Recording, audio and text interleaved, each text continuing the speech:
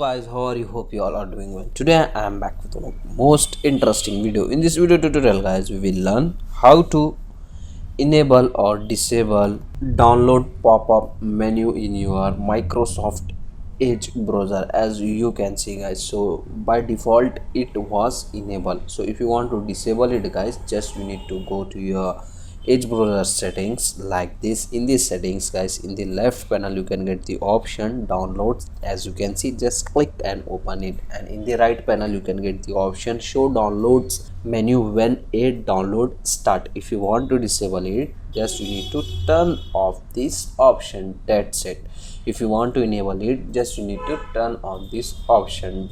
So this is the easy and very simple method to enable or disable download menu bar pop up on your Microsoft Edge browser. So that's it for today guys, the short and very simple video. Hope you enjoy this. If you enjoy, please guys don't go back without like, share and subscribe to our channel. Thank you very much.